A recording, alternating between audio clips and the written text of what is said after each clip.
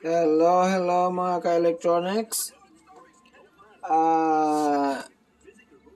Na-troubleshoot na natin yung napulot natin na GVC receiver amplifier na walang FM.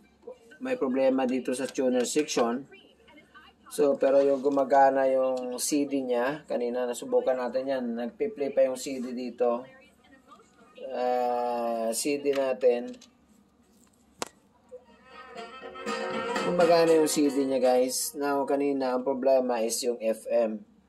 Now, ngayon, at troubleshoot natin, hindi ko na pinakita yung video sa troubleshooting. Kasi para hindi na tumagal yung video, ito na lang, explain ko na lang sa inyo kung ano yung nakita kong problema sa tuner section dito. No? I-off muna natin. Okay? Ito yung nakita natin na problema. Open itong 47 ohms na nagsusupply dito sa tuner. Ito yung transistor niya na C641 na dito rin banda sa tuner section. Dito rin sa section ng tuner. Dito na banda. Ano yun dito? Yan. So, kaya siguro pumutok yung resistor dito. Ano yung resistor? Ito yung 47 ohms. Ito siya. Open na yan. So, ito yung pinalit natin. Ito. So, kaya siguro nag-open yan dahil nag-short na itong isang transistor dito. Ito. Iyan. Ito guys. Ito. Ang number niya sa original, niya ito is C641. So, wala tayong reserba na C641. Mayroon tayong C945, very common NPN transistor, multi-purpose. So, tinignan natin yung parameters nila, almost same. They just differ dito sa yung frequency niya is 230 MHz. Pero itong C945 is hanggang 200 MHz lang. Pero nag-function naman siya, no? Now, ano yung technique sa troubleshooting?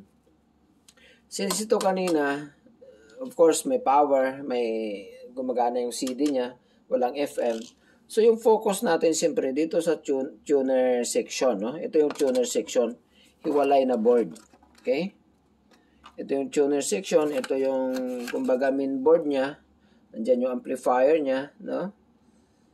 So, and other section, let's say preamp andyan, no? And tone control. So, andyan sa main board. So, ito lang is yung tuner section niya. So, since wala siyang FM kanina, so, siyempre, ang pinaka-focus mo is dito. So, una-una, ang technique is check mo muna kung may supply voltage dito. So, nung chinik ko kanina, itong dalawang resistor na to, parang fusible resistor siya kasi low resistance value. Like itong isa is, hindi ko na ilan ba yung value niya kanina, parang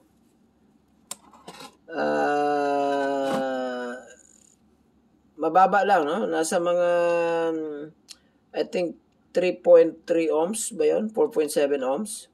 Ito yung nag-open, which is 47 ohms. So, nung chinek ko dito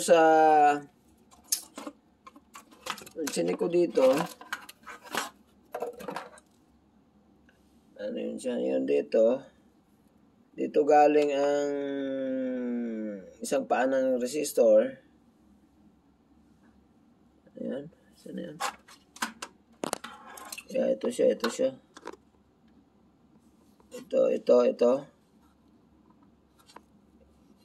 Yan. Papunta dito. So, dito is nasa mga 15 volts. Pero pagdating dito kanina, point something volts na lang. So, pero itong isa, okay naman siya. Itong isang resistor kanina is nasa 13.6 volts, I think. So, nagduda agad tayo na itong isa is posible open. Kasi 15 volts dito sa kabilang side niya is point something volts na lang. So, nung tinanggal natin, tsaka chinek natin ng ating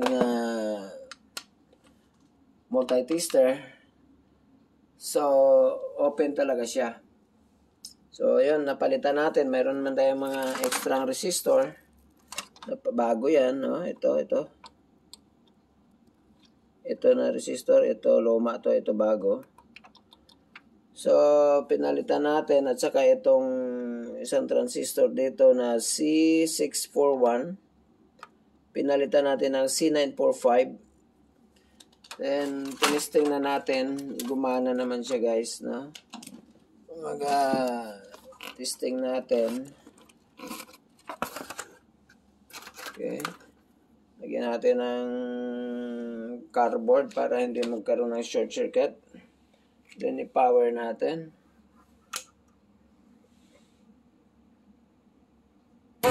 Oops. Ayan na, guys, no? So, back to normal na siya.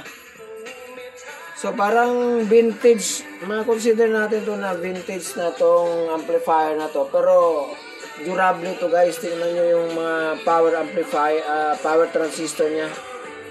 Mga heavy duty yan. Mga heavy duty yan. So, ang next natin na plano dito, guys, is lagyan natin siya. Nag-order ako sa Amazon ng Bluetooth receiver. Dalawang klase ang diliit, no?